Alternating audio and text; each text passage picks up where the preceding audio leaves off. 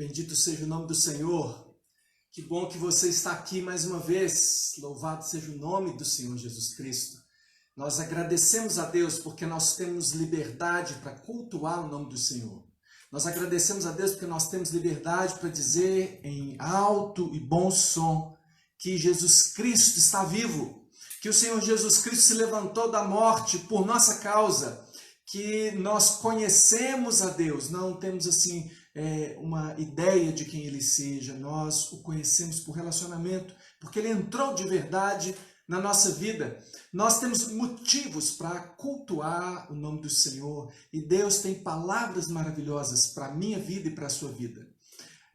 Eu quero te exortar mais uma vez a cultuar o Senhor nesse momento, a prestar culto ao Senhor, a se apresentar diante dele, a não ficar aí assistindo o culto, mas se colocar como se nós estivéssemos reunidos, onde não temos nos reunido, que é num templo.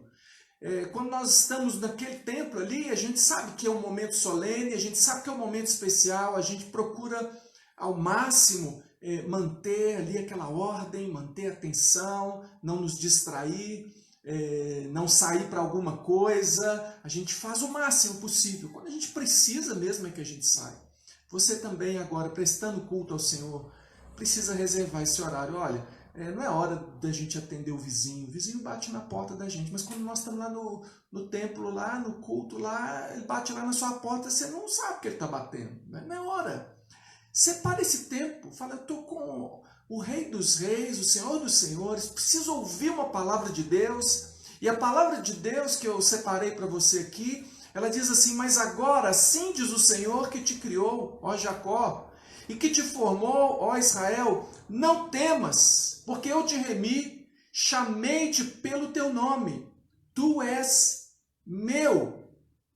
E diz mais, quando passares pelas águas, eu serei contigo.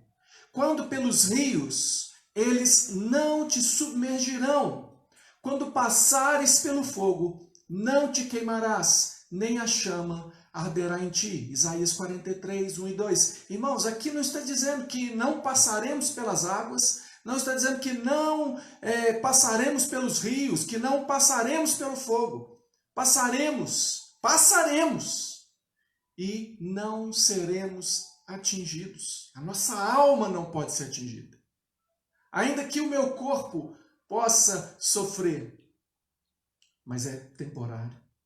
Até mesmo um corpo novo eu tenho reservado pelo meu Deus, que nos ressuscitará, que nos revestirá com um novo corpo. Portanto, agora, cultue ao Senhor, engrandeça o nome do Senhor Jesus, confie nele. Nós viemos aqui para buscar o Senhor. Esse Deus que fala com você é grande demais. Esse Deus é absolutamente confiável. Essa música que nós vamos cantar diz quão grande é o meu Deus. Mas antes de cantar, eu quero orar com você. Eu gostaria que você dissesse aí qual é o tamanho desse Deus. Qual é o tamanho de Deus para você? Seu problema é maior? Até pessoas que, eu não sei, acredito que não o conheçam como você o conhece. Costumam colocar aí nos seus estabelecimentos comerciais, em algum lugar, escrito, não diga para Deus o tamanho dos seus problemas, diga para os seus problemas o tamanho do seu Deus. Até pessoas que, eventualmente, não têm um relacionamento que você tem, um relacionamento de filho, mas eles sabem que há um Deus poderoso. Eu quero que você agora invoque o nome do seu Deus agora e diga, Senhor, eu sei que Tu és grande, maior do que tudo. E o Senhor é grande de uma maneira que eu não posso nem dimensionar. Você pode orar? Você pode dizer assim agora para Deus, abrir a sua boca aí onde você está e dizer, Senhor Jesus, eu vim falar contigo. Porque eu vim, Senhor Jesus, eu desejo a Tua presença. E eu quero declarar a Tua grandeza. E eu quero declarar, Senhor, que não há limites para o Senhor. E quando o Senhor faz uma promessa, quando o Senhor diz que vai fazer alguma coisa, Deus, podemos ter absoluta certeza. O Senhor fará. O Senhor é o nosso Deus, o nosso refúgio, a nossa fortaleza, socorro bem presente na hora da angústia. Por isso, Senhor, não há momento melhor para o Senhor se fazer presente na nossa vida. Nós, ó Deus, que somos sal e luz para o mundo. Nós que temos algo a dizer ao mundo. Nós que temos uma palavra de esperança para o mundo. Ó Deus, queremos transbordar de esperança, nos lembrando que tão grande é o Senhor. Nós queremos cantar assim ao Senhor nessa noite. Senhor Deus, receba o nosso louvor com a gratidão que há no nosso coração, porque o Senhor tem sido maravilhoso para conosco. O Senhor tem cuidado de nós. A nossa vida está escondida com o Senhor. O Senhor é maravilhoso. Nós queremos assim, Deus, dizer quem o Senhor é. Bendito é o Senhor Jesus. Ninguém há que possa se comparar ao Senhor. O Senhor é maravilhoso na minha vida. E eu sei, Deus, que o Senhor vê. O Senhor vê. Ó Deus, os teus olhos estão postos em nós. E o Senhor, ó Deus, se importa com a nossa vida.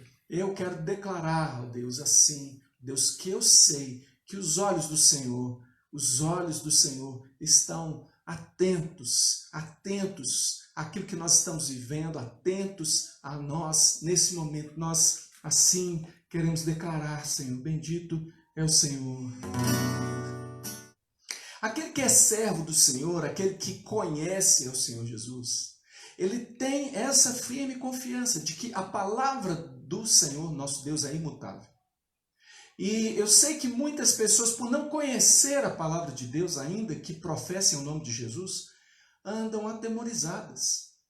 Sabe, nós precisamos nos lembrar das promessas de Deus. É isso que eu tenho insistido em lembrar você, de que as promessas de Deus não caducam. A palavra de Deus que se cumpre é a mesma. Sabe o que a palavra de Deus diz para você? Ela diz o seguinte: assim diz o Senhor que te redime. Deus que te redime, o teu Salvador. O mesmo que te formou desde o ventre materno. Eu sou o Senhor, que faço todas as coisas, que sozinho estendi os céus e sozinho espraiei a terra. Isaías 44, 24. Sabe, por causa da nossa fraqueza, é que a gente precisa escutar essas palavras. Porque não era para a gente questionar isso. Não era preciso Deus dizer aqui, ó, eu sou o Senhor. Olha, presta atenção aqui em mim. Você está com medo? Você não sabe que eu sozinho fiz todas as coisas? Eu estendi o céu sozinho, não pedi ajuda não. Ninguém me deu uma forcinha não. Eu espraiei sozinho a terra. Moldei, coloquei ali, ó, a terra. Eu sozinho fiz isso. Do que você está com medo? Então, os servos de Deus aprendem a ter segurança no Senhor. E outros, não somos os primeiros que passamos por tempos de dificuldades. Essa geração não é a primeira geração de crentes que enfrenta dificuldades assim, generalizadas, globalizadas. Não é a primeira geração que se preocupa com o seu país, com os rumos do seu país, dizer o que vai acontecer aqui agora. Porque de fato nós estamos, irmãos, debaixo de juízo da parte de Deus. Nós estamos, o mundo inteiro está. E nós já tivemos a oportunidade de conversar sobre isso. Mas mesmo quando Deus está exercendo juízo, e quando Ele exerceu juízo sobre o seu povo Israel, para que ficasse de lembrança para nós, que seríamos povo depois deles, e junto com eles, por sermos herdeiros da mesma fé, a fé de Abraão, aqueles servos de Deus que viram as calamidades que Deus trazia sobre Israel, também tiveram a graça de que, porque olhavam para Deus, disseram: Senhor, Tu és a minha porção, Tu és a minha herança. Sabe quando não tem porção nenhuma? Quando não tem herança nenhuma? Mas peraí, não são as terras, peraí, não é a colheita, peraí, não é o emprego, peraí, não é nada disso. Deus é quem é a minha porção. Ele é a minha herança. A minha herança, o que eu tenho de precioso é o Senhor. Ele é meu sustentador. todos os dias, a cada dia. Tu és a minha herança, tu és o meu socorro nos dias de tribulação. Quando eu estou em tribulação, quando eu tenho uma necessidade, não é ao celeiro que eu vou, linguagem de roça, né, antiga. Não é ao celeiro que eu vou, não é aos campos que eu vou. Eu vou ao Senhor. O Senhor é que é o meu socorro em dias de tribulação. E mesmo que meus pais me deixem, remete àquele texto que diz ainda, pode por acaso uma mãe se esquecer do seu filho que ela ainda amamenta? Ainda que tal fosse possível, não me esquecerei de ti, diz o Senhor. Então essa canção diz assim, mesmo que os meus pais me deixem, mesmo que amigos me traiam, eu sei que em teus braços eu encontro salvação. E aí, um outro texto que também é bíblico, ainda que a figueira não floresça, ainda que a videira não dê o seu fruto, mesmo que não haja alimento nos campos, eu me alegrarei em ti. Tu és o Deus da minha salvação. Então, nós vamos cantar essa canção. Pense comigo, você está cantando ela para o Senhor. É uma declaração de fé. Então, cante aí, a plenos pulmões, cante ao Senhor. Eu quero orar com você agora, nesse tempo em que a gente não traz os dízimos e as ofertas, mas que a gente considera que vamos fazer assim, que vamos apresentar ao Senhor nossos dízimos e as nossas ofertas, e que já oferecemos a nossa vida ao Senhor e temos absoluta confiança nele como nosso sustentador. Eu quero orar com você agora e eu quero te dizer, meu irmão, é uma bênção declarar a nossa fé. Portanto, não fique apenas pensando. Gostaria que você orasse, mesmo que apenas na sua mente, mas você orasse, dissesse, Senhor Jesus, eu creio na aliança que eu tenho contigo. Eu creio na tua palavra que diz, fui moço, hoje estou velho. Nunca vi o justo desamparado, nem a sua descendência mendigar o pão. Nós, irmãos, vamos ter para abençoar outras pessoas. O Senhor vai fazer isso na nossa vida. Vamos crer. Aqueles que crerem vão viver essas coisas. Então confia no Senhor, declara a sua fé. E a sua fé vai ser fortalecida enquanto você declara assim, Senhor Jesus, a minha esperança está em Ti. Eu estou confiando no Senhor. E eu estou, assim como estive a vida inteira, vendo o socorro do Senhor. E eu já antevejo o socorro e a bênção do Senhor sobre todos nós. Vamos orar assim. E de fato, Senhor Jesus, nós confiamos a nossa vida ao Senhor. Por isso nós não tememos. Nós confiamos em Ti e sabemos que o Senhor está conosco. Nós sabemos que o Senhor abençoa o Teu povo. Nós consagramos ao Senhor nossos dízimos e ofertas. Nós os apresentamos aqui no coração, já os apresentamos ao Senhor. E dizemos, Senhor Jesus, aceita a nossa vida como consagrado ao Senhor e como oferta suave diante da Tua presença. Que o Senhor possa se agradar de nós. Que o Senhor Deus aceite a nossa vida para a glória e honra do nome do Senhor Jesus. Amém. Amém. Quero te dizer alguma coisa antes de nós pegarmos aí a nossa Bíblia.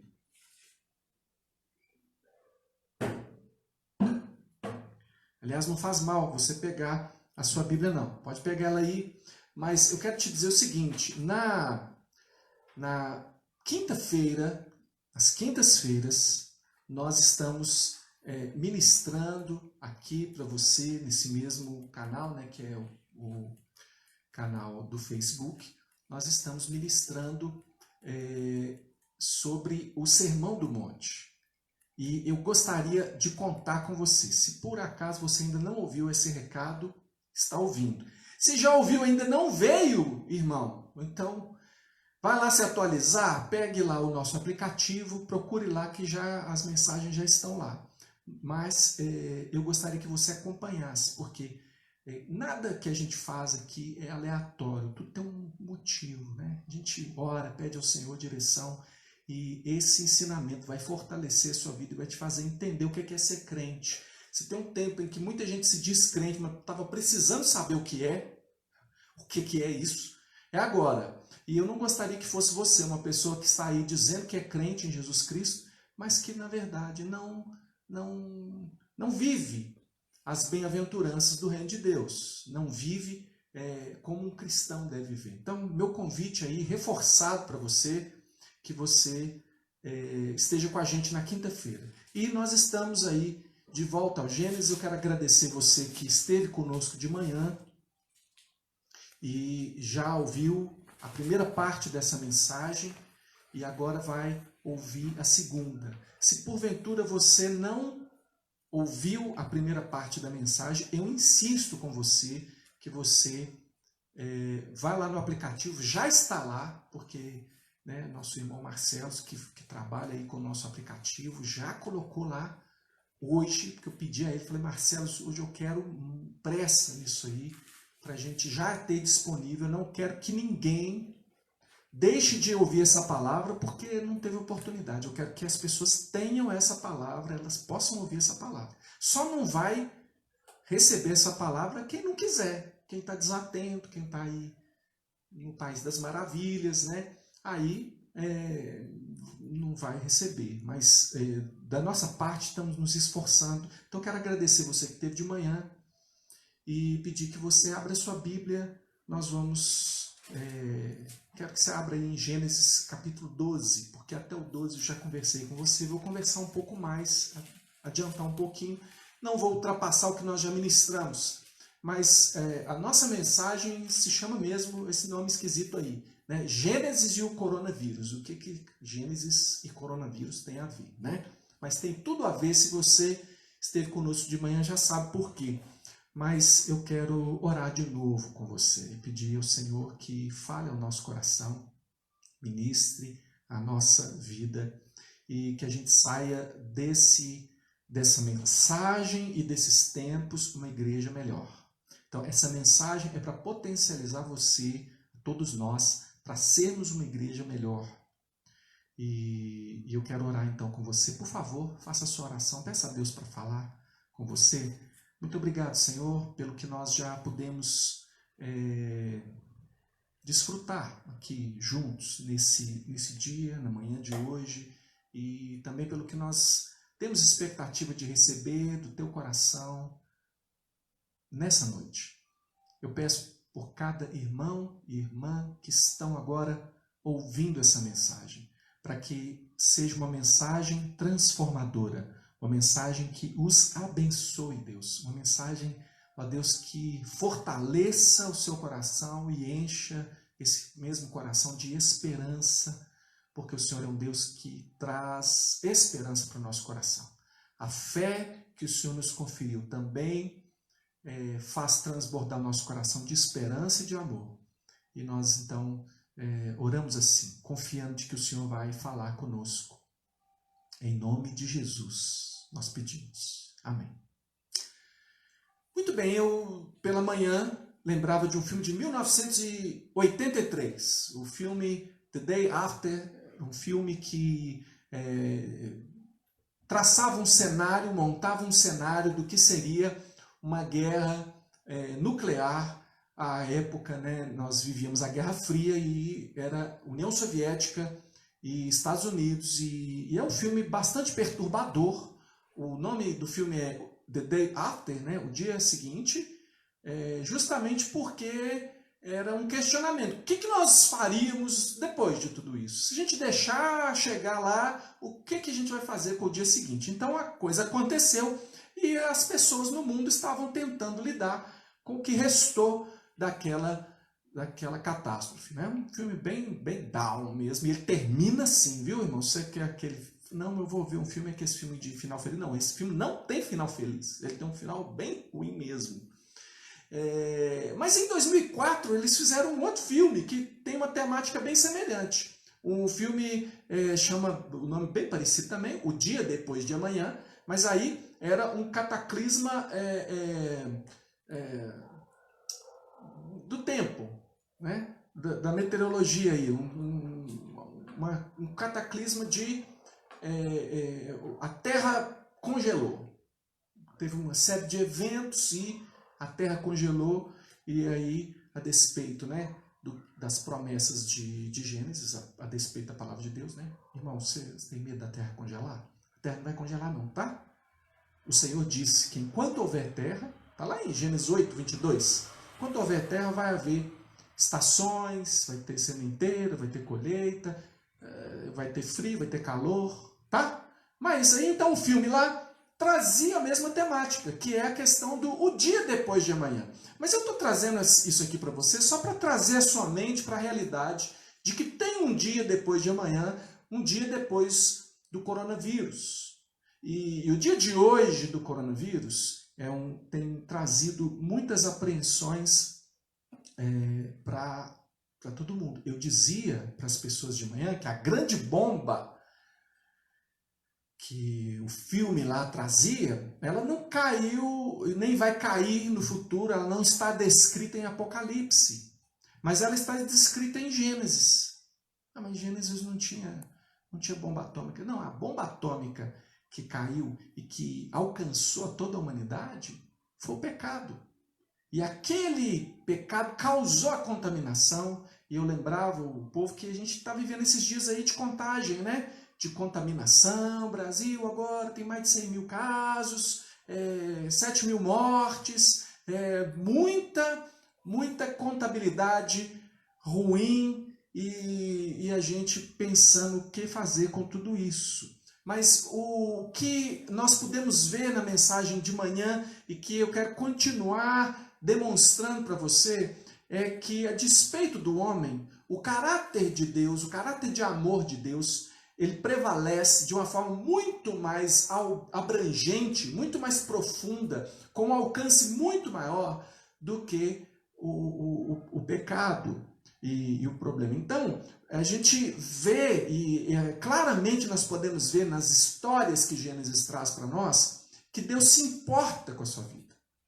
E que Ele não vai deixar a sua alma na morte. Ele não vai deixar você entregue à morte. Aliás, a intervenção de Deus na terra foi justamente para que Ele, vencendo a morte, não deixasse os seus escolhidos na morte. Por isso você precisa meditar na palavra de Deus. E eu pedi que você abrisse aí o capítulo 12, porque a partir do capítulo 12 a gente começa a ver a vida de Abraão e também de Sara. E você já ouviu algumas pregações nesses capítulos aqui. E a vida de Abraão e de Sara mostram para nós que mesmo quando o mundo inteiro, todos os povos, dão as costas para Deus, há homens e mulheres aparentemente insignificantes. Porque Abraão e Sara eram pessoas insignificantes. Inclusive bastante problemáticas. Vindo de um povo idólatra, cheio de complicações na vida. Deus, ele pega essas pessoas aparentemente insignificantes, ele escolhe pessoas assim, para receber promessas e também para levantar altares. Aí eu achei interessante destacar para você, eu não sei se você já prestou atenção, eu já rabisquei até na minha Bíblia, assim, altar 1, altar 2, altar 3. Ao longo da vida, Abraão erigiu 5 altares. Inclusive, ele sepultou Sara em frente a um desses altares, um lugar onde ele erigiu um altar. Então, esse homem insignificante que Deus fez pai da fé, e também Sara, uma mulher insignificante que Deus resolveu dar destaque assim para a sua vida, eu vejo aqui que de tempos em tempos Abraão precisou restaurar, aliás, erigir um altar. E promessas e altares estão na vida de um servo. Insisto, insignificante. Por que eu estou insistindo? Porque as pessoas querem às vezes atribuir muito a Abraão um heroísmo que ele não tem. Abraão não é um herói. Abraão é destacado, ele tem um grande destaque, mas quem faz o extraordinário na vida de Abraão é Deus. Então o destaque não é Abraão fazendo alguma coisa, mas Deus agindo na vida desse insignificante e fazendo dele um grande homem. Ele de tempos em tempos levantava, assim, marca momentos especiais na vida dele.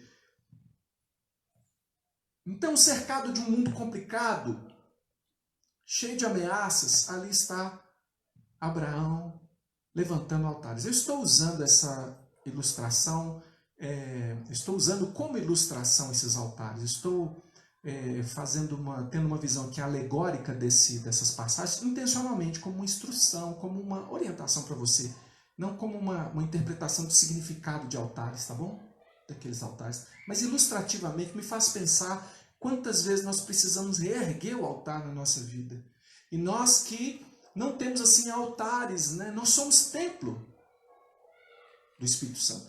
Quando nós olhamos para a vida de Abraão, não foi uma vida de mar de rosas. Há muitas tempestades na vida de Abraão e de Sara. Há sérias complicações na vida deles. Mas eles são pessoas que estão sendo resgatadas por Deus. E eu quero te perguntar como é que está esse templo aí, que é você. Como você tem cuidado da sua vida espiritual. Porque se você não tem cuidado com a sua vida espiritual, eu vou dizer para você, os temores vão tomar conta do seu coração. Se você não estabelecer, aliás, eu quero dizer que antes é preciso estabelecer com Deus uma relação adequada. Há pessoas que invocam o nome de Deus, mas elas creem no poder de Deus, mas não creem na eleição, não creem que Deus escolhe. Elas acham que a sua salvação depende do seu esforço. A sua salvação depende daquilo que ele vai fazer, e não da obra de Deus. Então, isso traz uma angústia para o coração.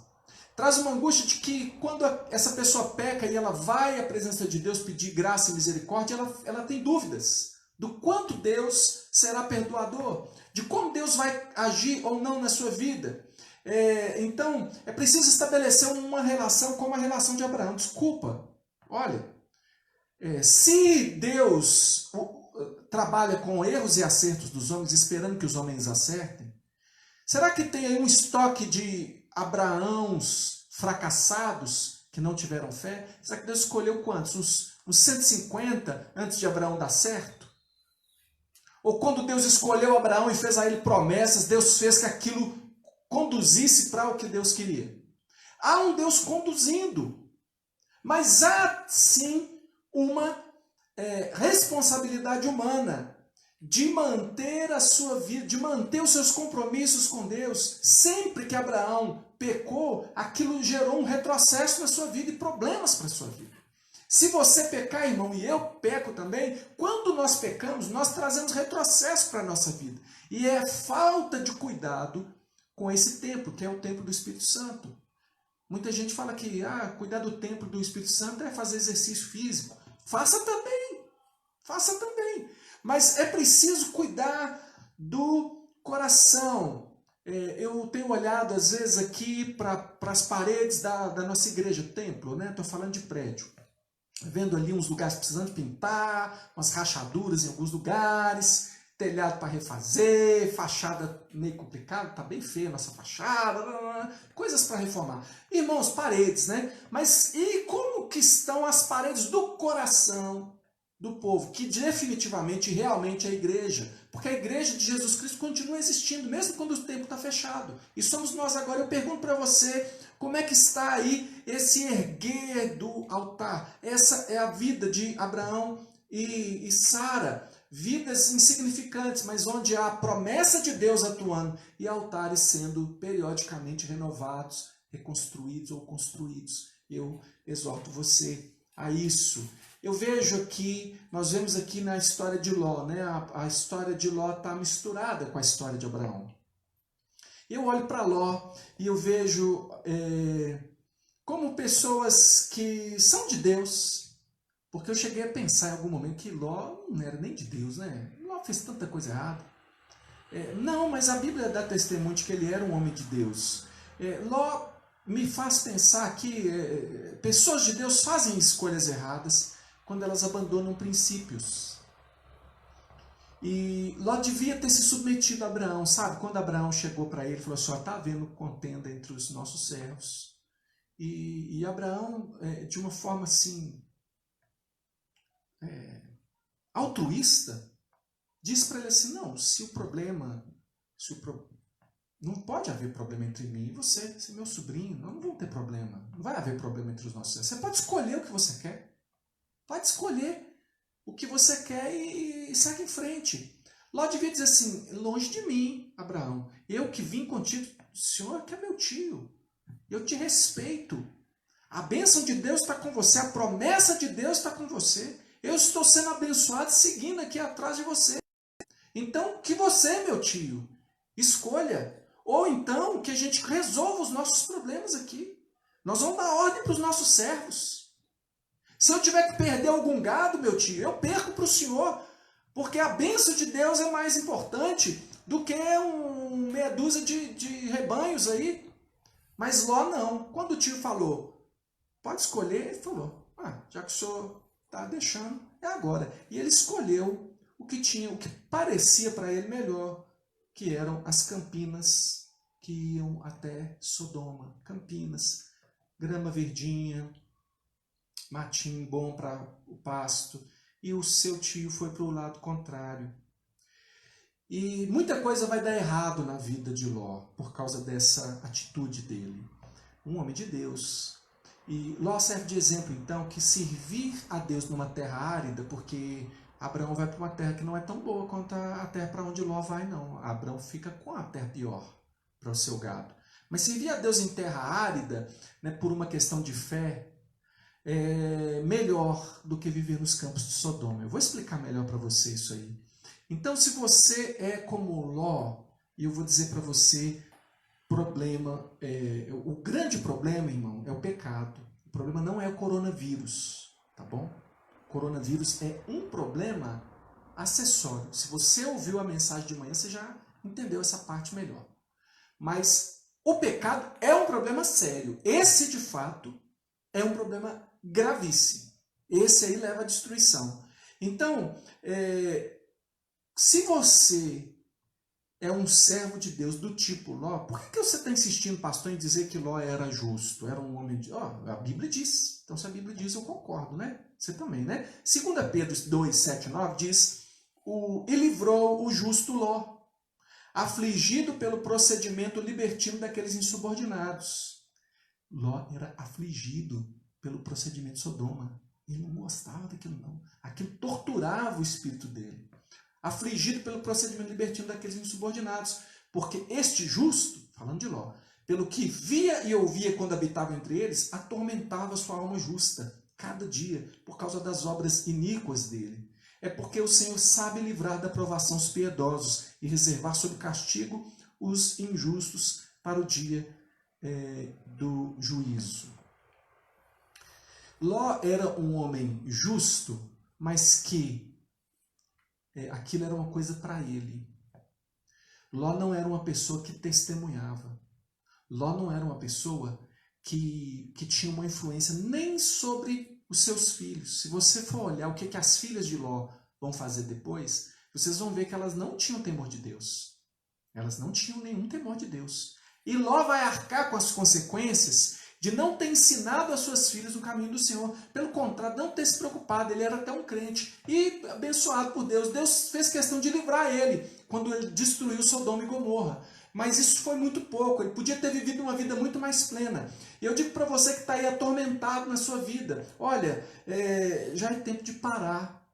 Parar de se atormentar com o mundo e fazer uma aliança radical com Deus.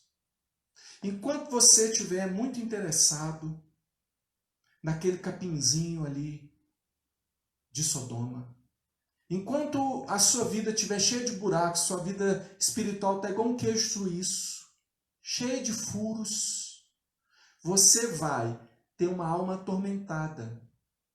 Por quê? Porque você nunca vai ser feliz no mundo. Eu nunca encontrei um crente desviado, porque eu falo crente, porque eu não sei lá quem é crente, né, gente? Mas eu nunca encontrei um crente desviado que batesse no peito e falasse, melhor coisa que eu fiz na minha vida. Já encontrei diversos, muitos mesmo, que falam, pois é, eu fui e tal. Até gente assim, um pouco rude e cheio de mágoa contra a igreja, mas você percebe aquele fundo de nostalgia, né? Aquela dor que está ali no fundo de uma coisa que não deu certo, porque um crente nunca vai ser feliz no mundo. E aliança com o mundo nunca vai te fazer bem. Se você não santificar a sua vida radicalmente, você vai viver o estilo de vida contaminado de Ló.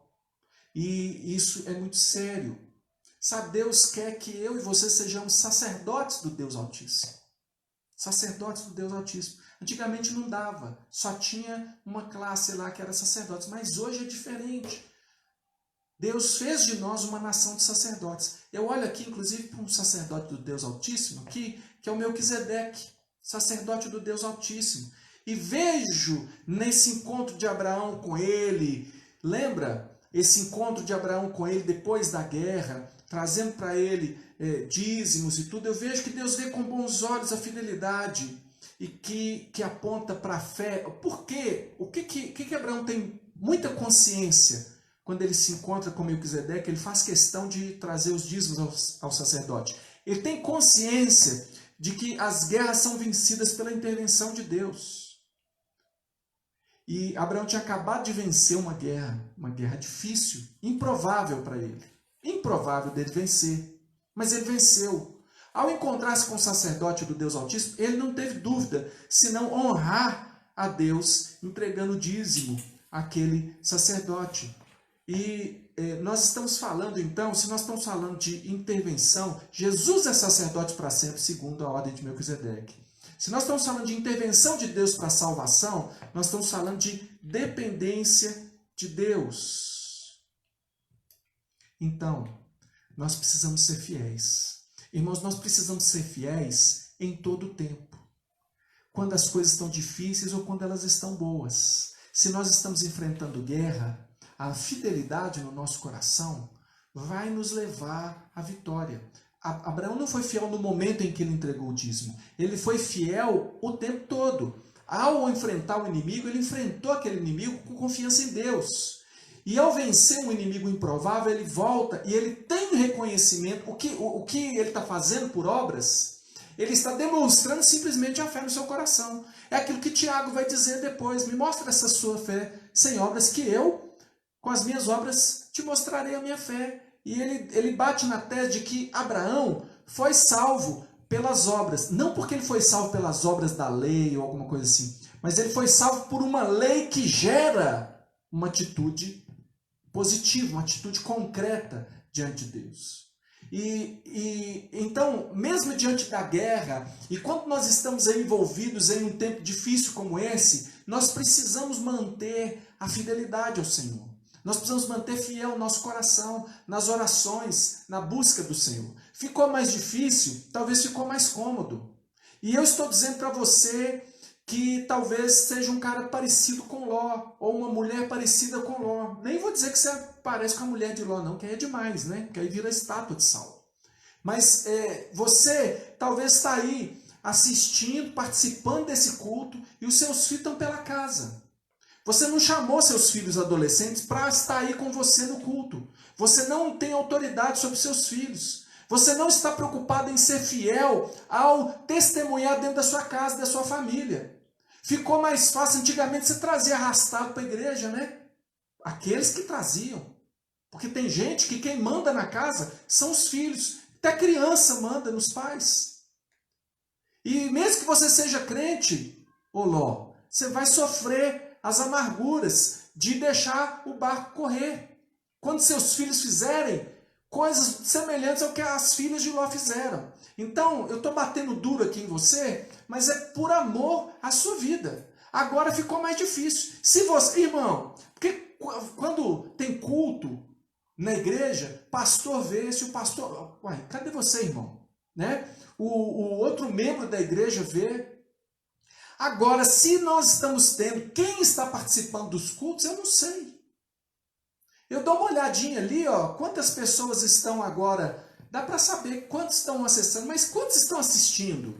Não sei. Alguns que estão assistindo estão multiplicando, colocando salas de vídeo, chamando os amigos. Mas eu não sei. Agora, eu não sou responsável. Você me entendeu? Eu não sou responsável. O coronavírus está aí. Nós não temos templo aberto. Você, de repente, está participando do culto, deitado numa cama, olhando para o celular. Igual você joga um joguinho. E quando aparece um WhatsApp aí, você dá uma conferida. Depois você volta. Deus está vendo, viu, irmão? Deus está vendo.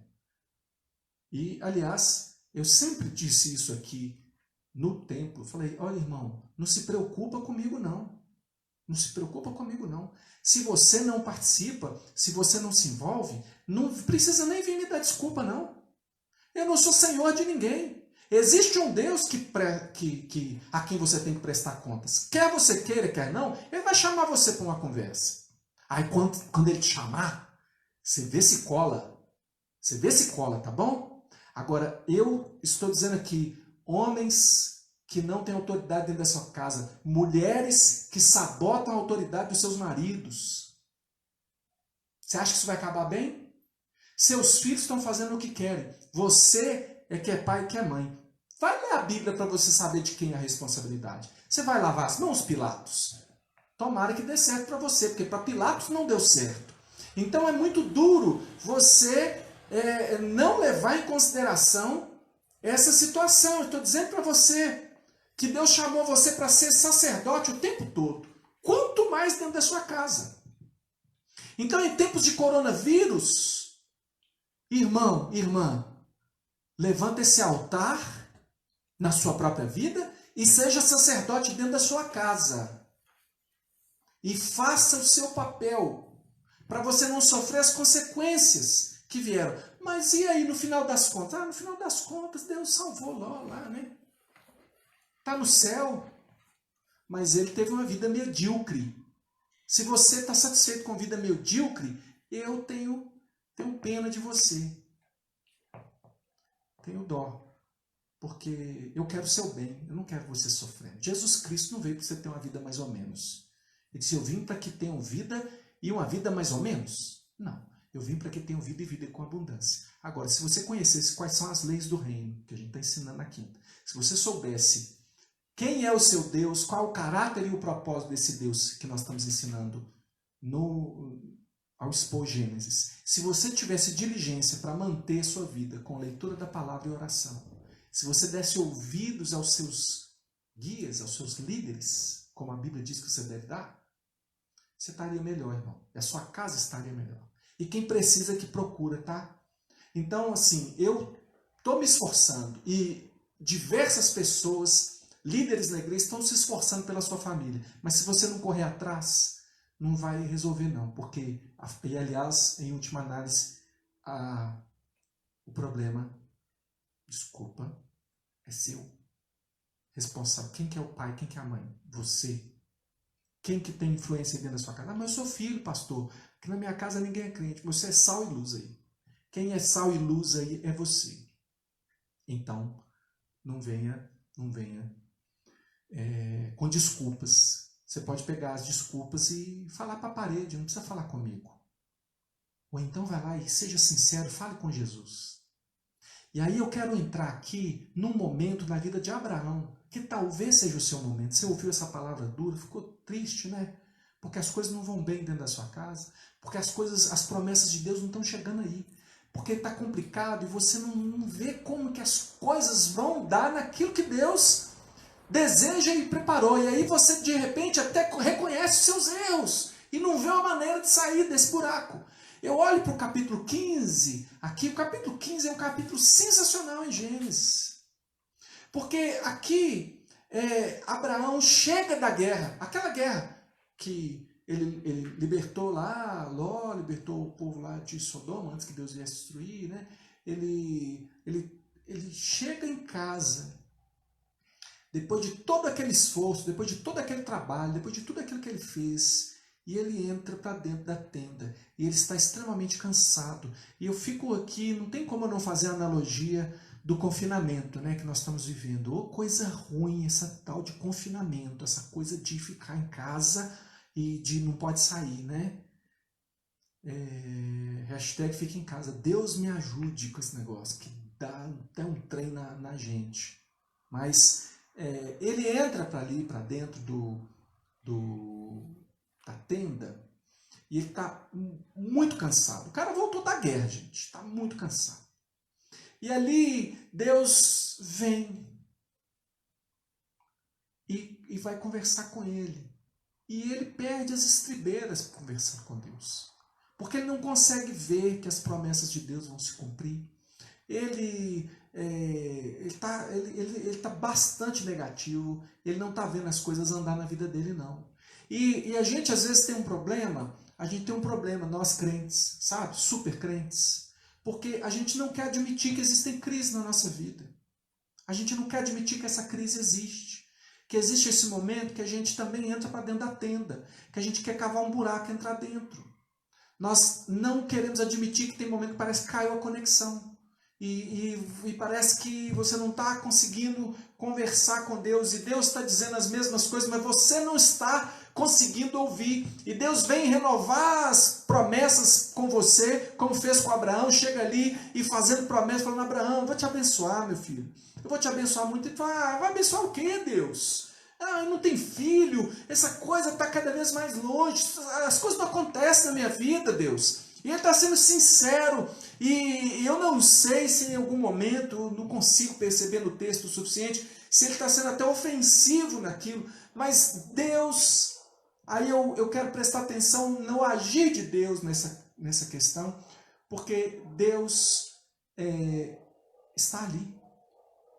Sabe, naquele momento de tristeza, de estresse, de decepção, de depressão, talvez seja o que você esteja vivendo de uma forma potencializada. Agora é bem possível, sabe, irmãos, porque quando tem algum problema na nossa vida e a gente não quer olhar para ele, a correria do dia a dia ajuda, porque você não para pensar nos seus fracassos, você não para pensar nas suas dificuldades, você vai na correria, você vai para a guerra, né? E tal. Mas tem um momento que você volta para dentro da tenda. E tem esse momento agora, esse é um momento que está todo mundo dentro da tenda. E aí você está tendo que pensar na vida. E talvez para alguns de vocês tenha sido muito difícil pensar na vida. Porque você olha para a sua vida, já tem esse problema todo aí, né? O jornal da depressão está aqui, todo jornal é depressivo, só tem tragédia, coisa ruim. Coisa ruim, pior, e vai na gradação assim, do desespero. E aí você tem que olhar para a sua vida e vem os sentimentos de tristeza, de decepção, de fracasso, o estresse aumenta, e o pecado também está ali. Porque eu vejo o pecado ali em Abraão, de achar que as coisas são como são. A discussão dele com Deus é mais ou menos assim: as coisas são como são, as coisas não serão diferentes, as coisas sempre foram assim, eu nunca consegui. Na verdade, eu tenho tentado, eu tenho me esforçado, mas nada resolve, porque, afinal de contas, Deus não desamarra esse negócio. Deus fica aí fazendo promessas, mas na verdade essas coisas não acontecem. É esse tipo de conversa sincera, honesta, que Abraão está tendo com Deus. O mundo fica pequeno nessa hora. O mundo fica do tamanho da tenda. E às vezes essa situação, ela é até mesmo física. Porque tem muitos fatores que colaboram para que você se deprima. Fatores físicos. O fato de nós não estarmos nos exercitando, o sedentarismo, a obesidade, várias questões físicas, hormonais, também influenciam. Isso não é pecado. Às vezes é pecado. A gula pode ser pecado. O não cuidar bem do corpo pode ser pecado, mas não é pecado a coisa em si. Isso aí é uma questão muito particular para a gente dizer que tal coisa ou qual coisa é pecado. Então vamos partir para o que Deus diz na ceia? Examine-se, pois, o homem a si mesmo. Então eu tenho que olhar para mim. Então eu estou falando para vocês como uma pessoa que olha para si. Eu estou dentro da caverna igual a você. Eu estou dentro da tenda igual a você. E eu tenho essas tendências. Eu posso dizer para você aqui, meu irmão, minha irmã, eu tenho essas tendências de vez em quando achar que as coisas não vão dar certo. Isso é do homem, isso é da nossa pecaminosidade. E Abraão está assim, está super negativo dentro da tenda. E o próprio Deus está ali. mas ele não está nem aí mais, porque a vida dele não se resolve. Você está entendendo? E Deus está aí com você. Ele está aí dentro da sua casa. A promessa dele não caducou. Ele continua dizendo a você a respeito do seu futuro. Ele continua dizendo a você a respeito do que ele vai fazer na sua vida. Mas tem hora que a gente não consegue aceitar isso, vivenciar isso na fé.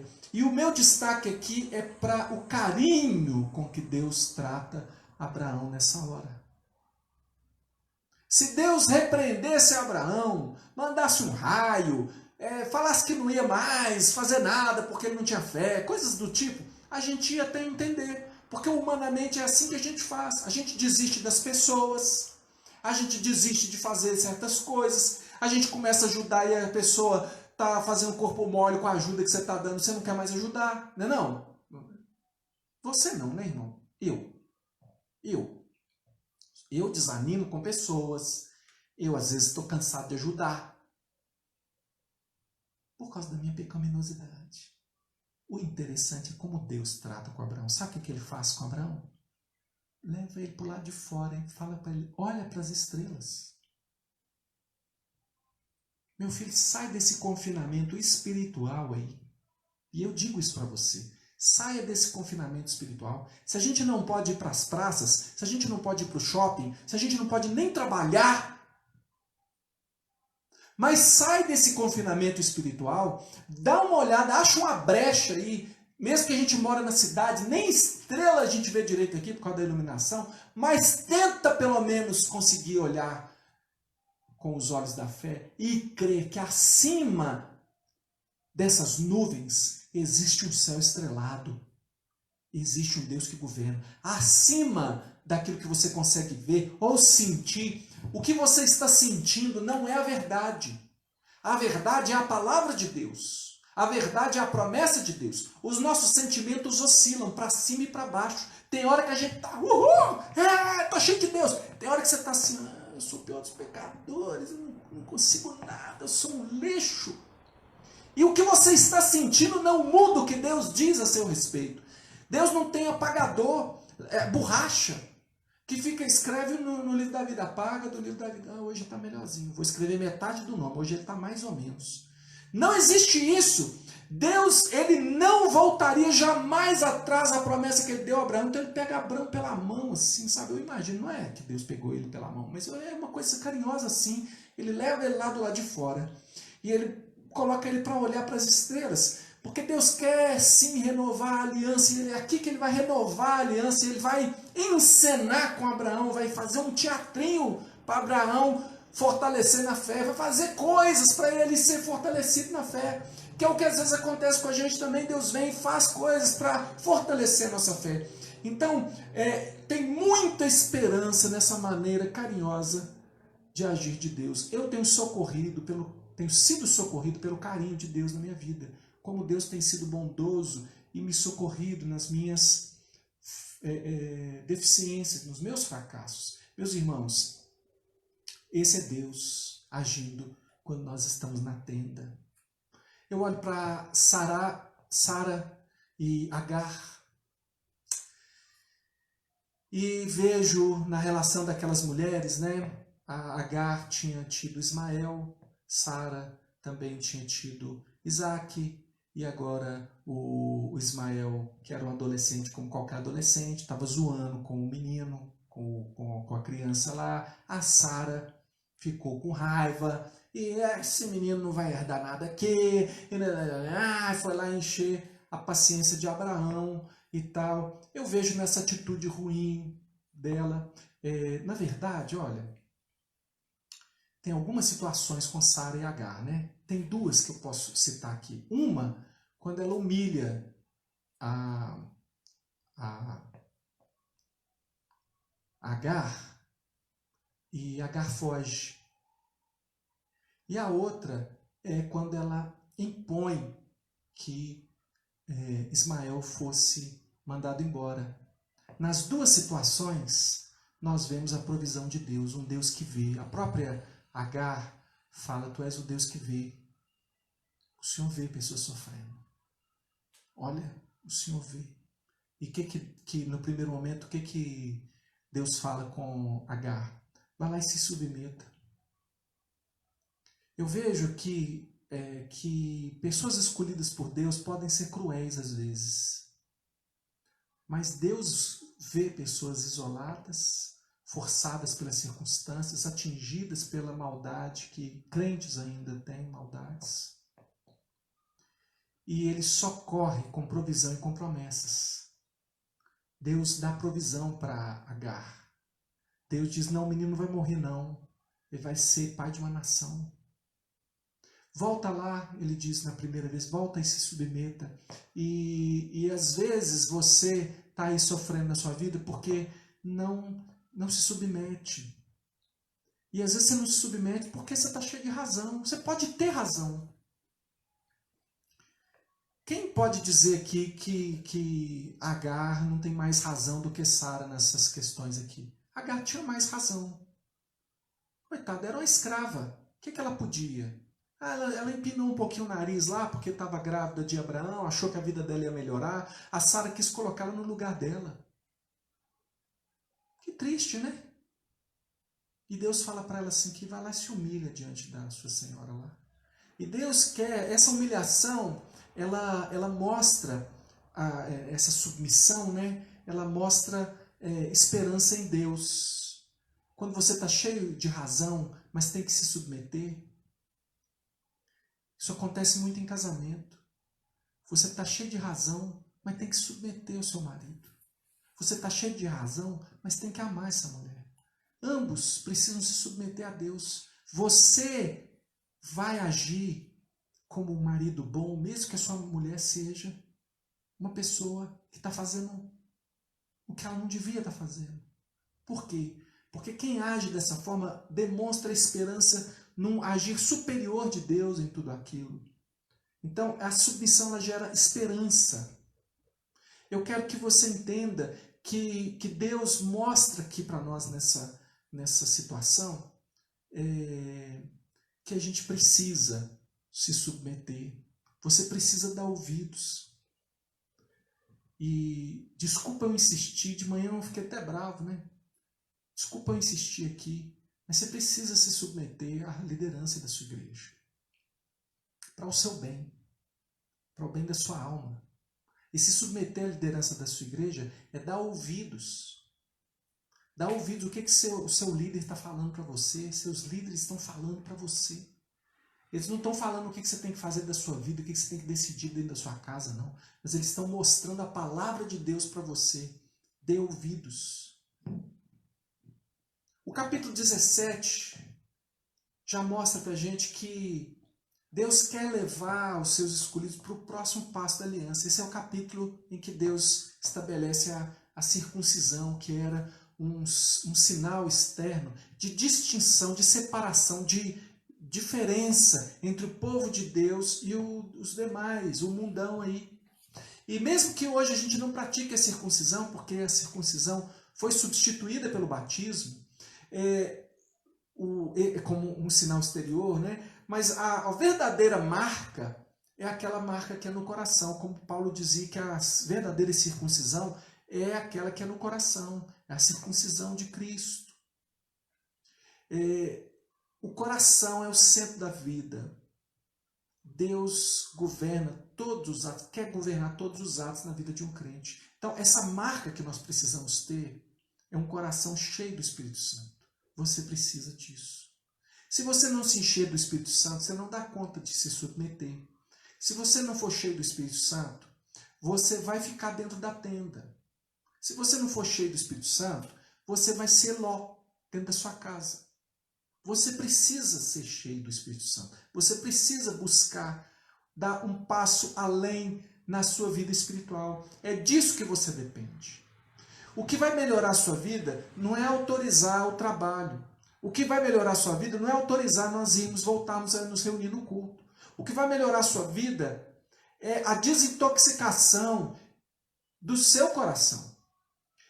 Como eu disse, nós não temos vacina para o pecado, mas nós temos remédio. Para o coronavírus hoje não tem vacina nem remédio. Pode ser que amanhã tenha os dois.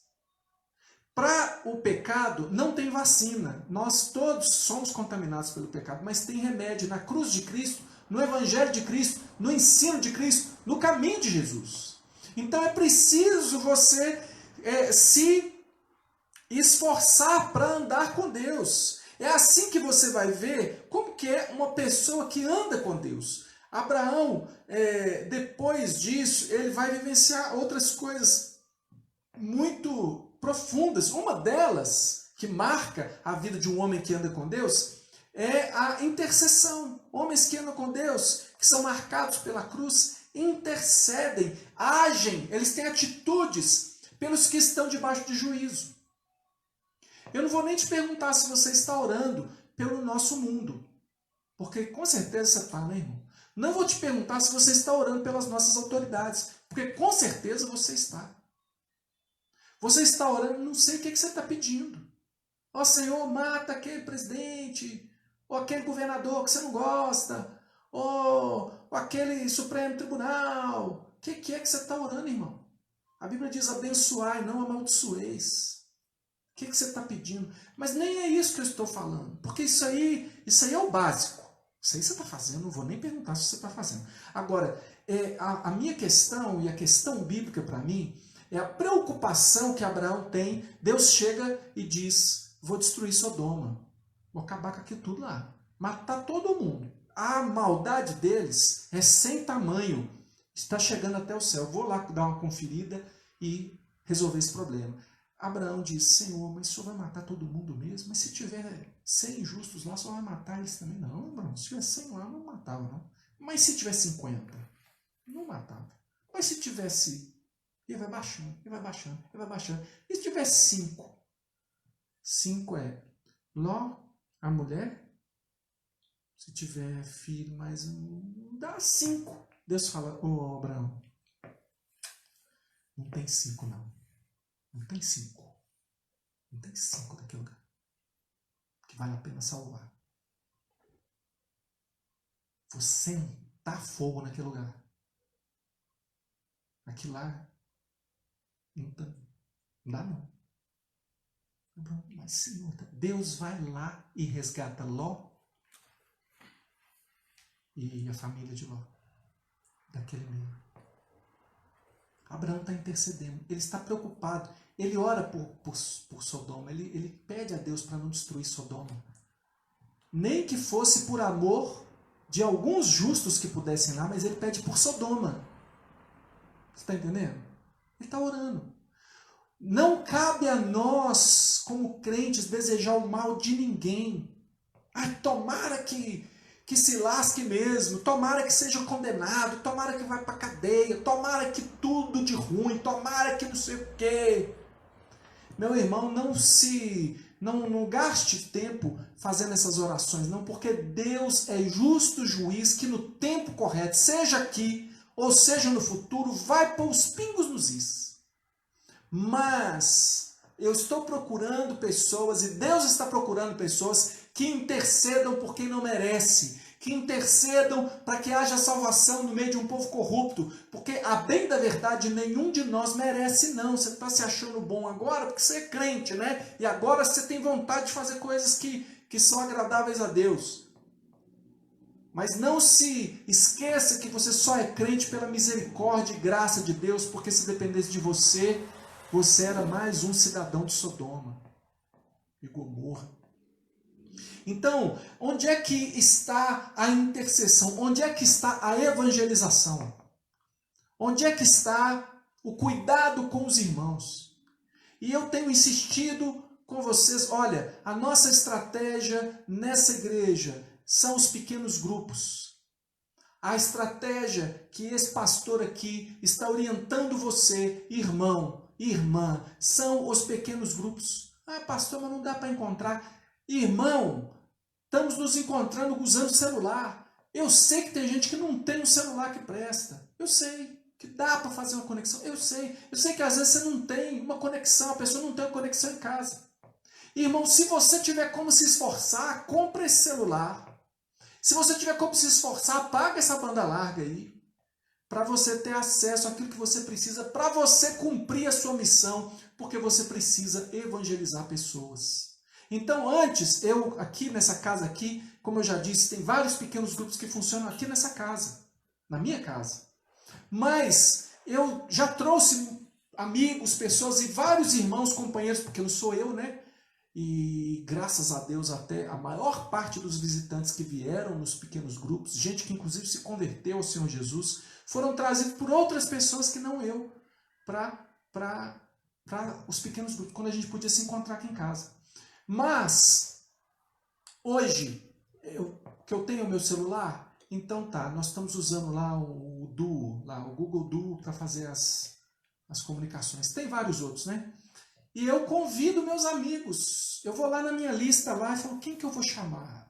Fulano, mandou mensagem aqui, nós vamos nos encontrar, temos um amigo, a gente vai encontrar, vamos fazer uma chamada hoje.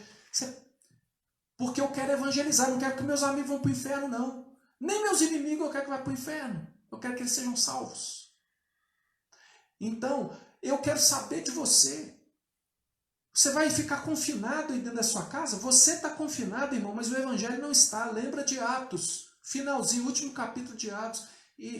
Paulo estava preso, mas o evangelho, a pregação da palavra, ele disse que ele pregava desimpedidamente. Desimpedidamente. O evangelho não está preso. E se você ficar aí, é problema seu, desculpa de novo falar isso, porque é problema seu, sabe por quê? Porque existe um Deus que deu a nós uma missão de cuidar uns dos outros e de evangelizar. Nós nos encontramos nos pequenos grupos que nós cuidamos uns dos outros. A gente quer ver o rosto um do outro. Quer dizer, está tudo bem, irmão? Qual que é o seu motivo de oração hoje? O que você está precisando? Você tá bem? O que eu estou fazendo? Eu tenho as pessoas ali no meu pequeno grupo. E eu dou prioridade para o meu pequeno grupo. Porque o pastoreio nessa igreja aqui é mútuo, é distribuído. Você sabe como é que é, né? Todos nós somos pastores aqui, que seja com um P minúsculo, que seja não de ofício, mas porque nós temos que cuidar uns dos outros. Então o que eu faço? Eu tenho as pessoas que eu estou conseguindo que se encontrem comigo ali na reunião. E tem outros que não. O que eu faço? Eu ligo. E aí? Como é que você está? O que você está? Você não conseguiu não? Seu celular não está? Então, estou orando por você e tal. Você está com alguma coisa? Você tem algum motivo de oração? Eu faço alguma coisa. Não sou melhor do que ninguém. Aliás, eu sou pior do que muita gente que é 10 vezes melhor do que eu como líder de pequeno grupo. Deus sabe que eu estou falando isso com verdade.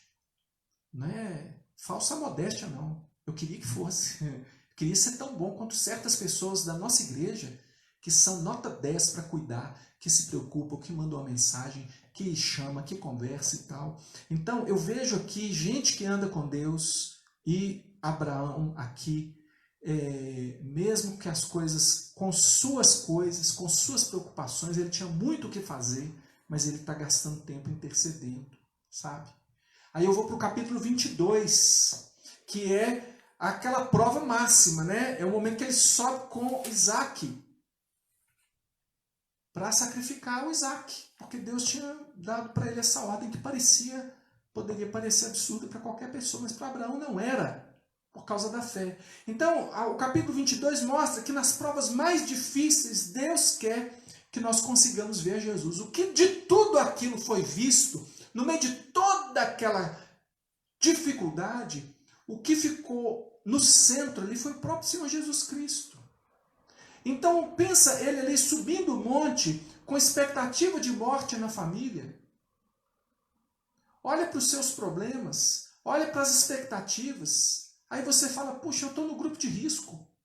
Puxa, aqui em casa, eu tenho minha mãe, eu tenho meu pai, está no grupo de risco. Morte na família é uma possibilidade. Mas aquela expectativa, ele ousou acreditar num Deus que não tem limites. E é isso que a gente precisa fazer também. A fé, irmão, gera uma visão, gera uma esperança maravilhosa. O que Abraão conseguiu ver? Ele viu o invisível, que ninguém podia ver. Ele viu no meio de tudo aquilo. Ele viu, olhando para Deus, o Deus ilimitado. Ele não viu morte, ele viu ressurreição. Hebreus 11, 17 a 19 diz: pela fé Abraão, quando posto à prova, ofereceu Isaque, estava mesmo para sacrificar o seu unigênito, aquele que acolheu alegremente as promessas, a quem se tinha dito: em Isaque será chamada a tua descendência, porque considerou que Deus era poderoso até para ressuscitá-lo dentre os mortos, de onde também figuradamente o recobrou. Nós precisamos ser assim, irmãos, não olhar para a morte, olhar para a ressurreição. Olhar para a ressurreição. E quando as perdas chegarem, eu lembro da morte de Sara. Sara morreu. Abraão também morreu. Nós ainda vamos conseguir ver a graça. Irmão, Sara precisa morrer para Rebeca assumir a tenda. A vida tem que seguir. Sara morre, entra Rebeca. Abraão morre. O filho da promessa assume, Isaque. A vida segue. E a graça de Deus segue. E o plano de Deus é alcançado. E a graça, a promessa de Deus se amplia. Irmãos, existe um futuro para a nossa igreja. A despeito dos reveses que nós tivemos. A despeito de pessoas que desistiram na caminhada. A despeito de pessoas que enfraqueceram. A despeito do seu próprio pastor que às vezes entra dentro do buraco. Porque olha para um lado, olha para o outro e fala assim: cadê esse povo? Cadê a garra? Cadê a vontade? Cadê a vontade de evangelizar? Eu vou ter que voltar e pregar tudo que eu preguei. Quando eu comecei o ministério aqui, passei uns 2 anos, 3 anos pregando quase que a mesma mensagem, trazendo vivo para a nossa igreja a missão que nós temos. E pessoas, irmãos da igreja, chegam: pastor, o senhor não tem outra coisa para pregar, não? Estou cansado de ouvir o senhor pregar a mesma coisa. Você, a hora que a gente aprender a fazer isso, eu prego outra coisa.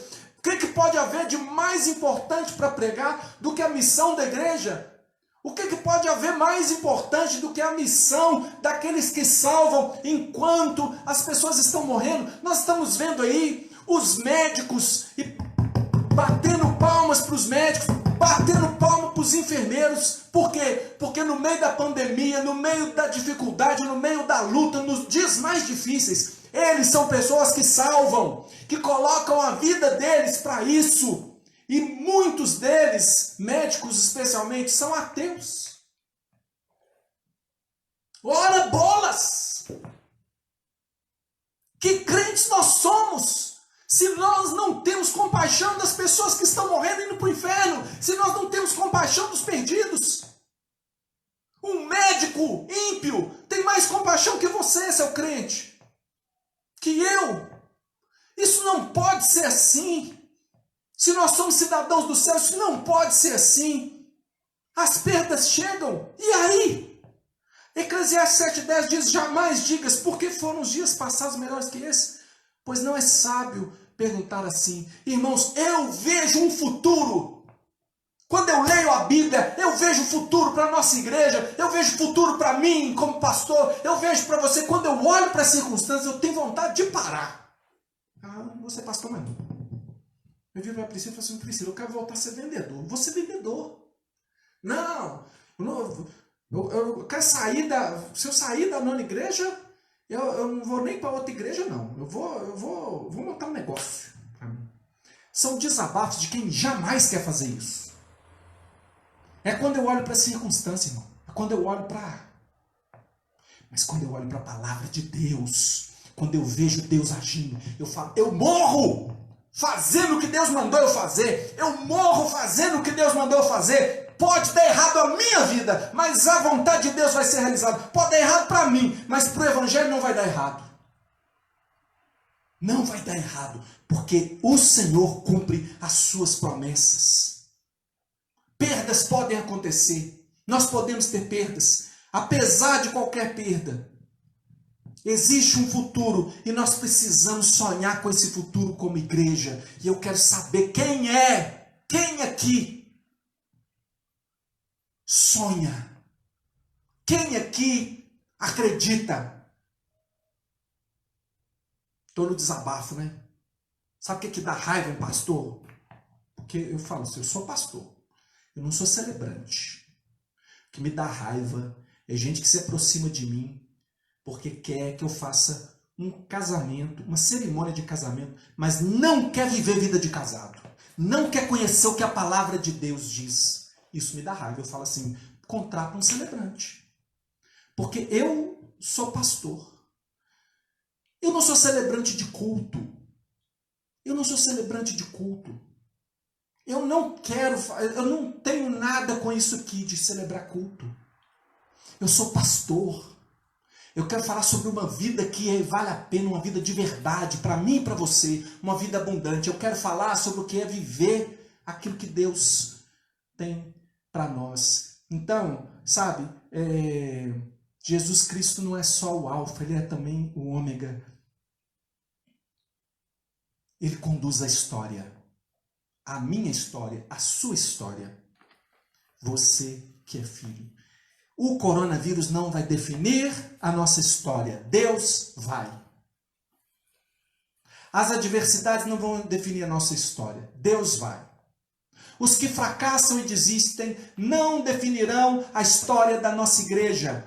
Deus vai definir isso. Eu quero estar entre aqueles que são encontrados fiéis até a morte, porque eu quero receber a coroa da vida.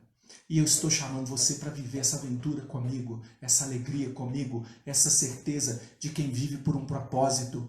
E eu creio na obra de Deus na nossa vida. E eu creio que nós não podemos olhar para as circunstâncias. Eu creio que a questão da nossa vida, o nosso grande problema não é coronavírus. Isso vai passar sim, mas não é por causa de palavras vazias que o mundo diz não. É por causa das promessas da palavra de Deus. E eu quero chamar você para um compromisso, uma renovação com Deus de compromisso, um restaurar de altar, um erigir de altar de compromisso com Deus, uma decisão de ser uma pessoa melhor, uma pessoa cheia de Deus, uma pessoa cheia do Espírito Santo, que dá testemunho dentro da sua casa, que se importa, que intercede pelos que estão perdidos, que procura aqueles que estão caídos, que cuida do seu irmão. Eu não dou conta de cuidar de todo mundo não, irmão. Eu sou pastor para ensinar você como cuidar do seu irmão. E eu cuido de alguns que eu dou conta. Mas nós cuidamos uns dos outros. Eu estou chamando você para viver o que a Bíblia chamou a gente para viver. E eu quero orar com você agora. Eu quero orar com você. E eu quero saber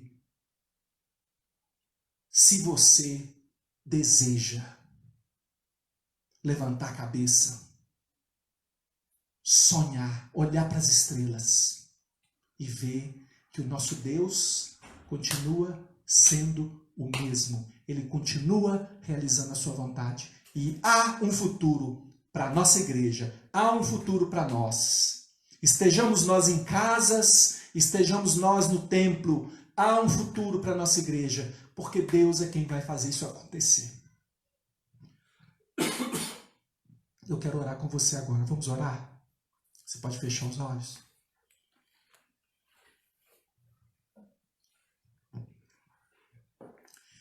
Senhor Deus, eu creio nessa palavra que eu preguei. Eu creio, Senhor. E eu me vejo em todos esses cenários aqui em algum momento. Às vezes conseguindo ser um pai razoável, às vezes não conseguindo. Às vezes conseguindo olhar para as estrelas, às vezes entrando para dentro da tenda. Às vezes me submetendo, às vezes resistindo, às vezes, tantas coisas. Eu oscilo para lá e para cá, mas o Senhor não oscila. O Senhor não muda. As tuas promessas não caducam, elas não mudam.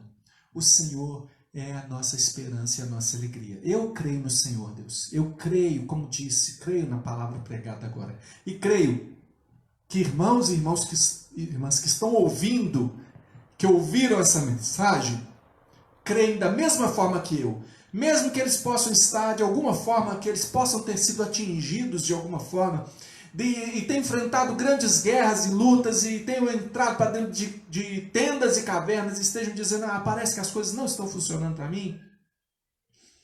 Eles são capazes, ó Deus, pelo amor do Senhor, esse abraço carinhoso do Senhor, esse tomar pela mão do Senhor, de ir até lá fora e olhar para as estrelas e verem as promessas do Senhor ser renovadas sobre as suas vidas e declarar em alto e bom som que eles não desistirão, eles não desistirão, eles farão melhor.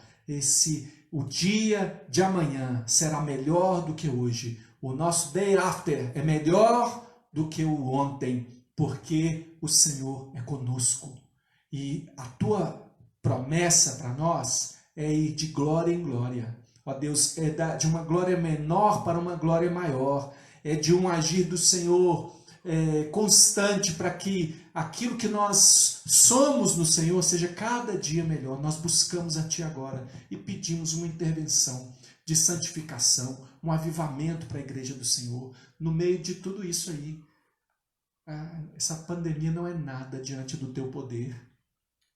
Senhor, em nome de Jesus, ministra, como só o Teu Espírito Santo pode ministrar na vida e nos corações dos meus irmãos, que eles sejam fortalecidos, Deus, na esperança, na fé do Senhor, que eles, olhando para o Senhor, sem temor, possam crer, sem temor do mundo, temendo a Ti, possam crer que as Tuas promessas serão firmes na vida de cada um deles, que eles sejam vitoriosos em nome de Cristo Jesus, que eles caminhem em fé até receber a coroa que os perseverantes receberão. Que o Senhor os abençoe, ó Deus. Que a graça do Senhor Jesus, que o amor de Deus, o nosso Pai, que a comunhão do Espírito Santo do Senhor seja com todos nós, agora e sempre.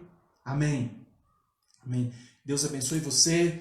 Muita saudade de ver vocês. O Senhor vai nos dar essa graça de nos vermos em breve, mas ainda estamos agindo com a prudência necessária. Então nós ainda não voltamos com os nossos cultos presenciais. Quando isso for acontecer, a gente vai avisar. O conselho vai conversar no tempo adequado a esse respeito. Esse ainda não é o momento. Eu sei que há permissão, algumas igrejas em Belo Horizonte, uma ou outra aí está voltando agora. Até o momento o conselho não se pronunciou de encontrar, não é o momento ainda para nós, de nós retornarmos. Mas quando chegar esse momento, a gente vai fazer isso com decência, com ordem, vai fazer isso de uma forma consciente e dirigido por Deus, tá? Estamos em oração, continue em oração pela igreja. Essa semana eu vou gravar uma palavra, não vai ser ao vivo, vai ser gravada, muito provavelmente vai ser uma palavra apenas gravada, e falando sobre mensagens que estão circulando aí, catastrofistas, mensagens de terror, gospel, terror, pessoas pregando terror, aí, e eu quero, com a Bíblia aberta, ajudar você a não cair nessas falácias, nessas mentiras do inferno, porque toda mentira procede do pai da mentira, do inferno, para você não ficar enrolado aí nessas baboseiras que estão dizendo aí, e eu fico irado com isso, que pessoas crentes em Jesus, pessoas da fé, estejam orientando a sua vida por medo, pavor do que vem por aí. Não tenha medo, a palavra de Deus diz assim. Que Deus te abençoe e te dê uma semana cheia de Deus, em nome de Jesus.